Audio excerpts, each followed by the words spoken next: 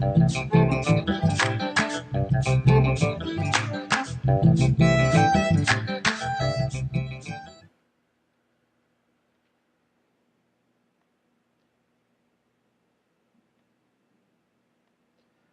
back with Deputy Mayor Sherod Duncan. Sherod, your motto, John Maxwell's quote, everything rises and falls on leadership. How does that resonate with you? I think if you look at the history of the world, even our country, and even our communities, that I believe strongly that who leads matter. The people that lead us matter. And I think for a very long time, we have left it up to the politicians, and we've left it up to certain categories of people. And in the absence of that, we have had chaos, we have had division, we have had strife, because we want somebody else to fix the problem.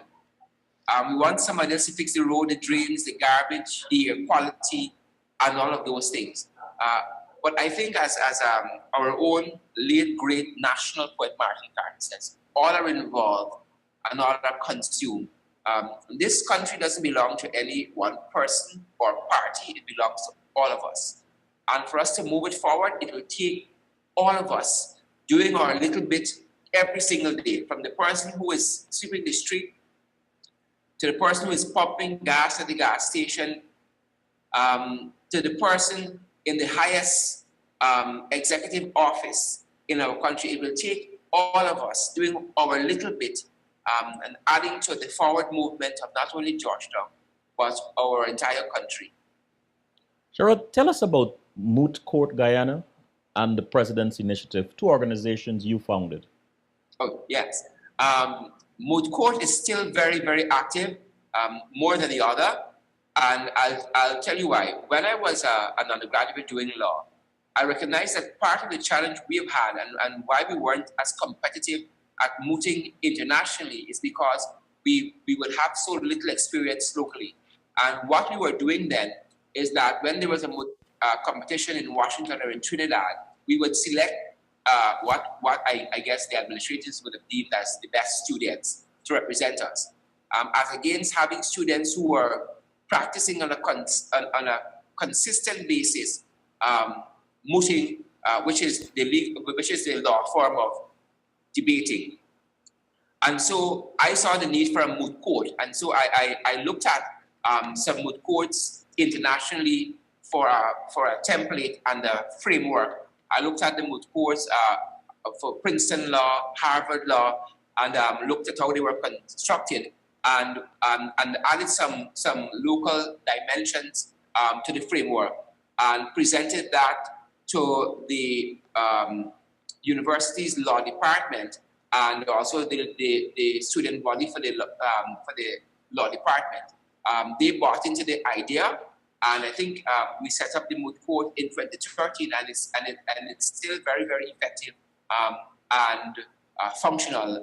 Lots of our law students pass through the moot court, sharpening their mooting skills, their debating skills, which pretty much is preparing them for that courtroom setting, with an advocate, with a plaintiff and defense and that kind of setting. The president's initiative, what I have found that over the years, we have had at the university lots of fourth-year students contesting for the office of student president. And when they leave, lots of that institutional knowledge is lost.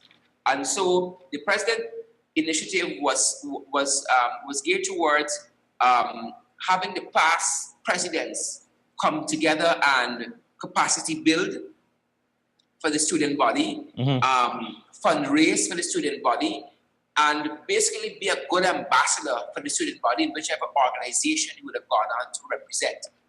Coincidentally, for instance, when I was at the office of the Prime Minister, Imran Khan used to be part of the student body, who is now the communications director for the government. I think that's the post that he holds. what's the other guy's name? Uh, it's slipping me now. But the Prime Minister's Chief of Staff would have also served on the student body there. And they can all credit that part of their professional life was shaped by the student body. And so part of the work of the President's initiative was to capacity build for the new council members coming into the UGSS, and also provide resources for the organization and a support base for the whoever is the current president, because there's always a learning curve. If you've never served as a student on the student council, as a council member, then you come into an organization pretty much new, and so there's a learning curve. And I thought as much help as we could give that person would help the organization to be successful at the end of the day. And so that is what the president's initiative is geared towards. The chat room, Sharon said, love this music. Errol, you have voiced your opinion about the parking meter initiative. What's up with that? What can you tell us about that? The Ministry of Finance has presented an in-depth review of the parking meter project, a review of both breadth and depth, also the Attorney General's office. Those two reviews are before the council. We've had a sitting of the council yesterday, and the mayor has suggested that we have a special meeting, which I envisage within the next 3 weeks, to look at the parking meter issue based on the review, and I would dare say the very scathing review of the Ministry of Finance and the Attorney General's office. And so that is where the matter is, whether we reconfigure the contract or we just throw the whole matter and just tender again for contractors for the parking meter issue. Why, and this is a question lots of people ask, why did you feel inclined, empowered to stand up when you did concerning the details of that contract? Again, I'm coming from a law background. I'm not only studying law, but teaching law. And so when I come to the council, I can't divorce myself from all of that. And what I was fortunate to be able to teach constitutional law. And so in the back of my mind, parliamentary procedure obtains, even at the city council. That is, we've inherited a very British system. And so every decision that is made by City Hall has to be made by the council. And so anything that seeks to subvert the council has to be wrong. And so when this contract was not brought before the council for the blessing of the council in any which way, I couldn't sit down there by any means as a legal professional, as somebody who's going out there and teaching people about the law. And I hold myself to a higher standard, having learned the law and having taught the law also. I hold myself to a higher standard, and I'm always thinking about my own integrity on these matters when I deal with them. And so I couldn't sit back and see the law being transgressed and not say anything. Errol said, much respect, brother. We'll hope you run for some higher office. Respect. I only want to do God's will. Tell us about your experience with the Guyana Youth Development Association, GAIDA, serving as Speaker of the House. What was that like? That was a tremendous experience. All part of the journey to where I am. GAIDA is an organization that in the past managed the National Youth Parliament. And I was fortunate when I signed up, I think in 2001 and 2002, that I was Speaker of the House during my tenure. And what the National Parliament seeks to do is have an almost identical parliamentary setting as our national parliament. So you have a prime minister, you have an opposition leader, you have parliamentarians, you have a speaker, and all of that. And so the speaker is responsible in terms of the business of the house and making sure that the business of the house is transacted in an orderly way, according to the parliamentary standing orders, right? And so I was very privileged to be able to guide the youth assembly in that way. And I had a very good friend who was also a parliamentarian in that year. And again, having a sense of what is right and what is wrong. I remember in one of the sessions, he was making some outrageous comments about either the government or the opposition, and he was cautioned several times. And when he refused actually to heed that caution, even though he's one of my good friends, I had to throw him out. How did this experience prepare you for your current job? You have to deal with all sorts of people. You have to deal with all sorts of agendas. Pretty much the same way being a student leader at the university prepared me for being here. You have to deal with people from all walks of life. You have to deal with people from all backgrounds, people from all political parties and persuasions and orientations, people with all kinds of motives. But I think part of that is finding common ground. And I tell people all the time, Selwyn, that I guess because of how the media is structured, people don't get to see on a regular basis the 99 issues I agree with at City Council, but the one issue that I disagree on makes the headlines.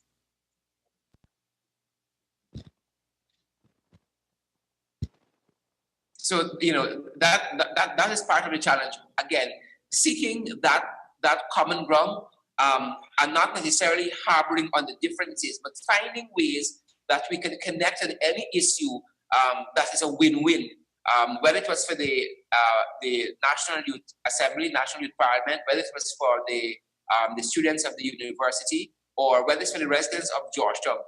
My aim is not always to object, not always to oppose, but to find common ground. And when there is reason for opposition, to do that also. Who are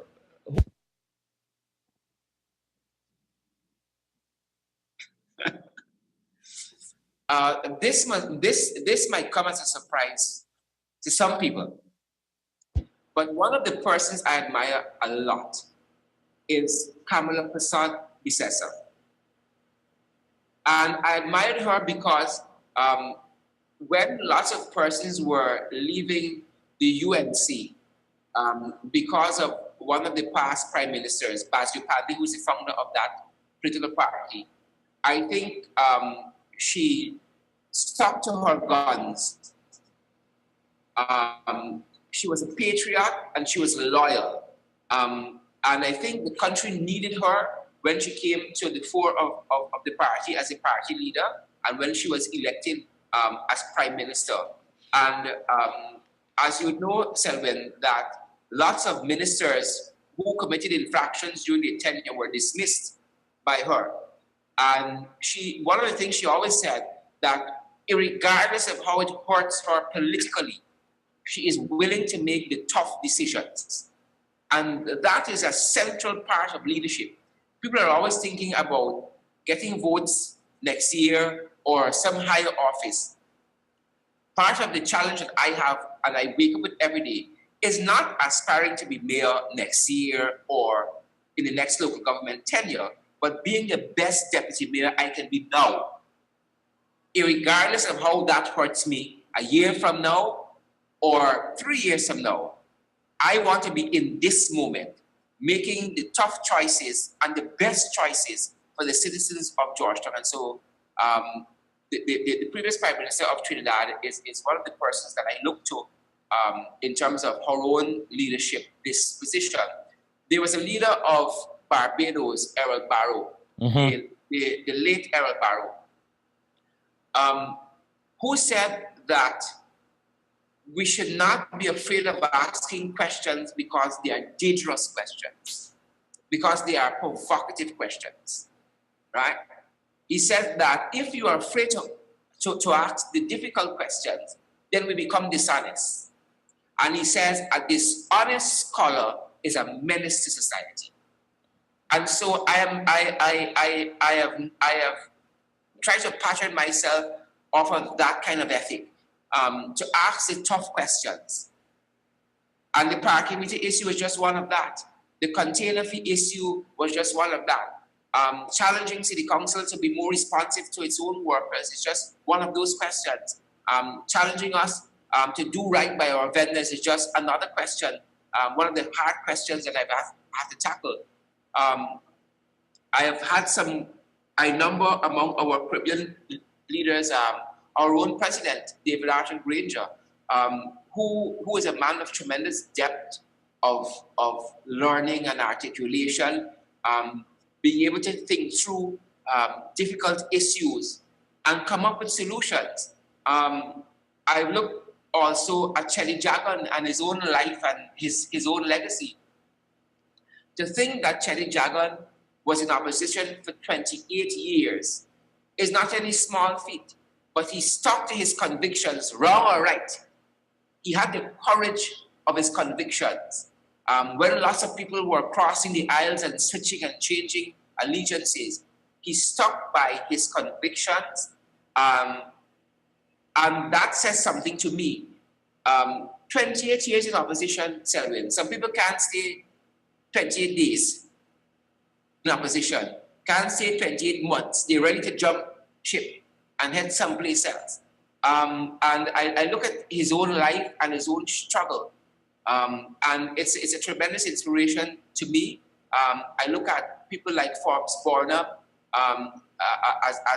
as somebody who was perhaps in a lot of ways ahead of his time. His methods were not necessarily always right. You can argue any number of things, but he was not short on ideas. He was never short on ideas and largely of vision.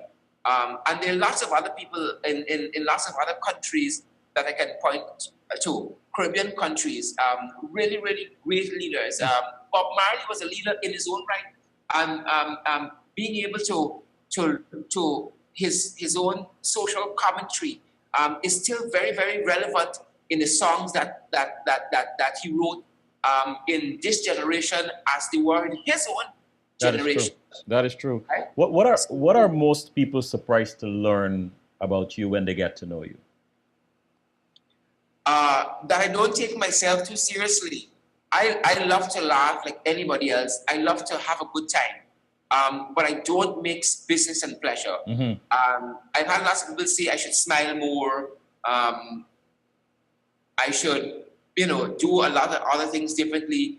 But when you're in a certain setting, business is business, and pleasure is pleasure, and I try not to mix those two. I've been sent to the local government and the municipality of Georgetown to transact business on behalf of the citizens of Georgetown, and especially on behalf of constituency 14.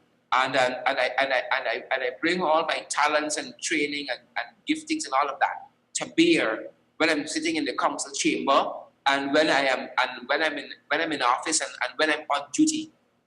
When I'm hanging out with my friends, I'm different in the sense that my guards are down, my walls are down, and I'm just hanging with my people, with my peeps. What are some things, now that you were there in City Hall, what are some things you believe would surprise the masses about City Hall? How decisions are made. Mm-hmm. How workers are treated would surprise them. And that, again, from the early discussion we had, that old mindset that is very pervasive, that old orientation, that old way of doing business, which seems to be more reclusive than inclusive. I think that would surprise people. You mentioned your mother and a major role she played in your life by buying you books. How have the women in your life helped to shape this person we've come to know as Sherod Duncan? I want to hear the question clearly, Selwyn. All right, How do okay. I said your mother. You mentioned your mother and the major role she's played in your life by buying you books. But I'm sure there are other women in your life, your grandmother, so on. How have the women in your life helped to shape this man we have come to know as Sherod Duncan? um, again, I come from a family of public servants. My grandparents were teachers. My mother taught very early in her life, and that is part of the reason why she advised me to try teaching for a little bit. But the women have always been the go-getters. The women have always been the entrepreneurs. My sister has a tremendous sense of business, and so their own commitment to doing better and bettering themselves, their own sensitivities to issues, to family life, impacted on me greatly. I think lots of my mother's own experiences early in her life brought lots of wisdom to bear. Um, I remember my aunt also sending me an email, Selwyn. Mm-hmm. She can't remember this, even though I reminded her lots of times. When I was very young, I can't remember what she was writing me on, but I remember part of the message was, as it concerns relationships and whether personal or interpersonal. But part of it read, she said, you must know when to give, how much to give, when to stop giving, and when to walk away. And I think this is probably like 25 years ago, 20 years ago, she probably wrote me, 15 years ago. And that has stuck with me. And my family like to write. My mother's going to write you an email, my aunt, my sister, they're going to send you letters and so on, and writing cards and books and all of that.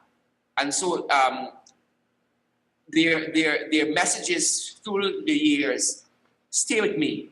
And I am, because of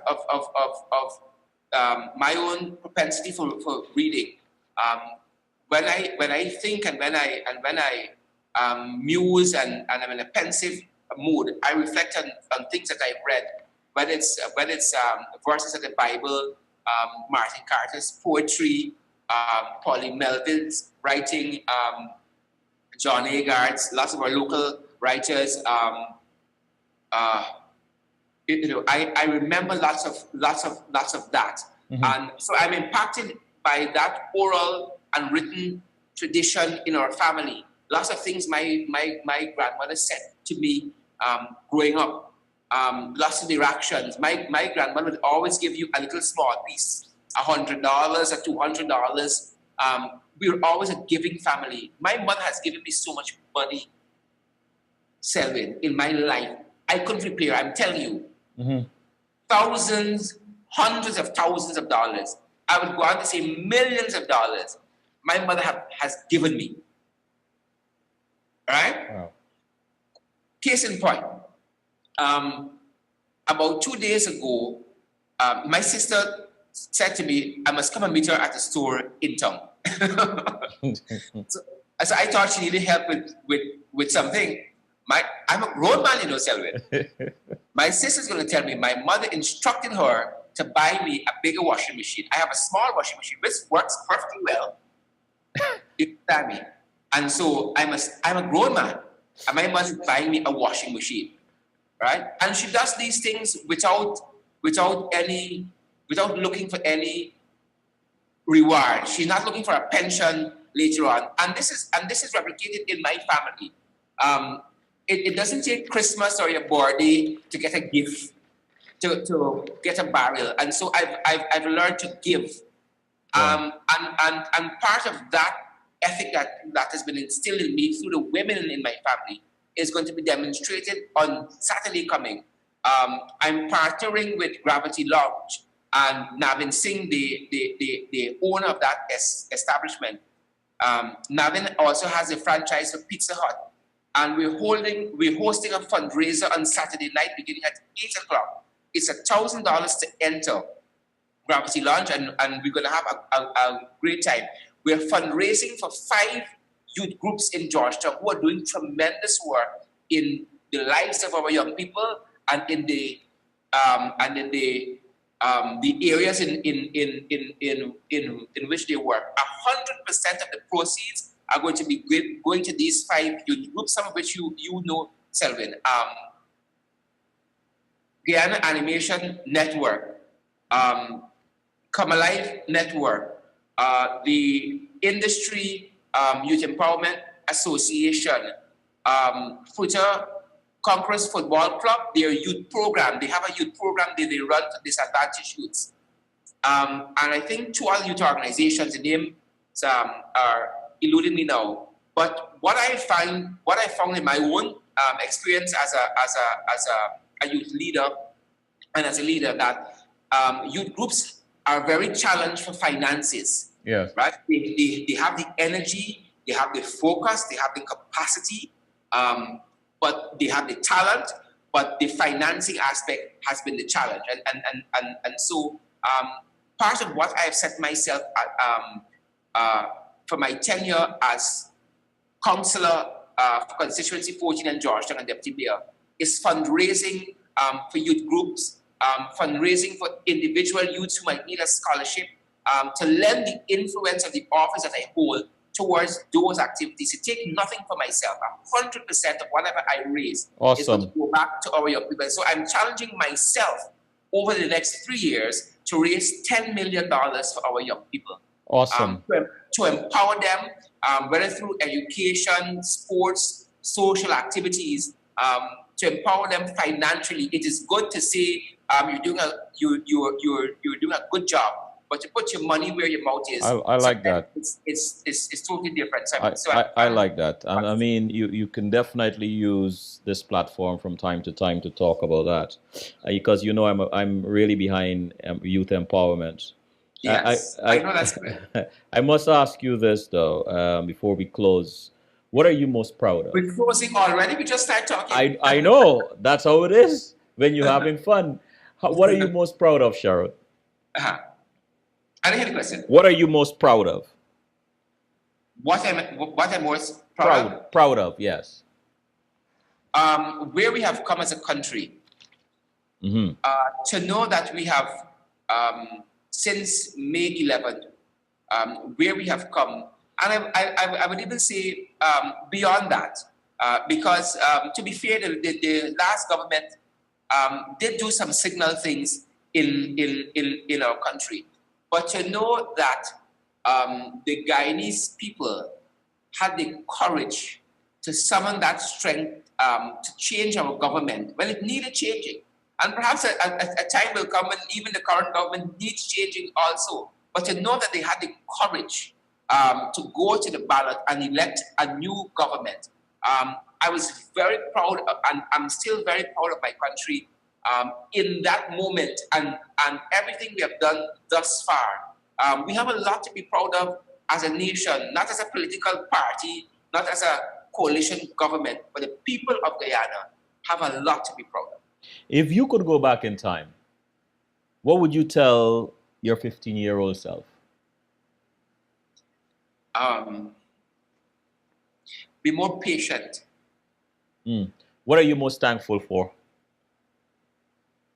I'm most thankful for the people whose shoulders I stand on currently. There are lots of people who support me, and lots of people who make being here possible, whether it's people who voted, whether it's people who support me by giving me encouragement and empowering me, whether it's the party whose confidence I have, whether it's people locally or overseas. I'm really thankful for that. What is on your professional bucket list? Professional bucket list. I don't have a bucket list. I have a drum list. Go for it, buddy. Oh boy.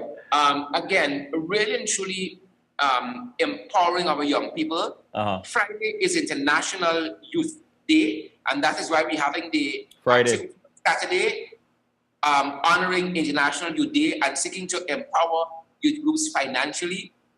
And so seeing more young people come into the process, coming to the community leadership process, coming to the political process, because we have that mindset, oh, politics is people who like lie and scheme and all of those things. But politics need good people. Politics need people with good morals, good values, strong beliefs. Politics need good people. And so seeing more young people coming to the process, more young people lead strong, productive lives, seeing the quality of life improve, and giving all Guyanese, putting my shoulder to the wheel and standing shoulder to shoulder with other leaders in our country, and giving Guyanese that good life it's part and parcel of my bucket list. So, Sherod, what makes you laugh out loud? Oh boy. Um, I think hearing people's perceptions of me sometimes, right? You know, the anecdote is said that the woman went to the funeral of her husband, and so when they started to read the man's accolades and all the good that he has done, the woman said, like I'm at the wrong funeral. But, so when Selwyn says, this what amazing Amazing. young man, and we got it, I want to know if I'm at the right interview. I give credit where it's due, man. I give credit where it's due. But Selwyn, before we go, I really want to give a good shout out to We Own Space and Eldon Marks, where I am right now. Eldon Marks, the CEO. We Own Space is a unique business. Eldon offers to entrepreneurs and pretty much anybody a working space. You might be self-employed and you don't have an office. Eldon offers you a beautiful office space, a conference room, internet, and a whole host of other amenities at very reasonable prices. And it's right here in South, the Royal Castle building. We're ironing out a partnership where I'm going to be using part of the space here as a constituency office to meet with residents of constituency 14. But I think for young entrepreneurs locally who you don't have an office space, youth groups and groups in general who might not meet on a daily basis, but might need a meeting setting when you do meet. But you don't want the overheads of a monthly rental and paying an internet bill that you aren't using in any consistent way. I think that is the gap, and that is the niche area of We Own Space. It's a really, really beautiful setup here in the heart of constituency 14, away from the noise and the hustle and bustle of the capital of central Georgetown. Right. Real quietude and lots of amenities, whiteboards and desks and real state-of-the-art office furniture and multimedia projector and all of that can be had here, and the kinds of fees they're charging is very, very reasonable. And so part of my own challenge to myself as council deputy mayor is championing small businesses and entrepreneurs, and that is why I chose We Own Space as the setting for the interview at my end. Again, pushing entrepreneurship, pushing this very innovative local business, and it's going to be part of the challenge going forward to really and truly championing local entrepreneurs any way that I can in my own capacity and in my own small way, I'm going to be doing. Thank you. And so I recommend We Own Space to persons who might need an office space but don't want the monthly overheads. Leon I recommend Space. it. Yes. And how do and tell Leon that he owes CWS for this, right? How does one find Leon?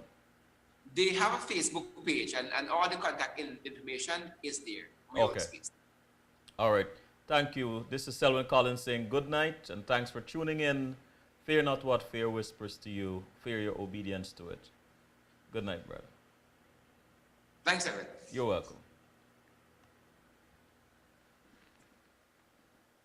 I can go? Yes, you can. All right, thanks. Good night. Have a great evening. You too.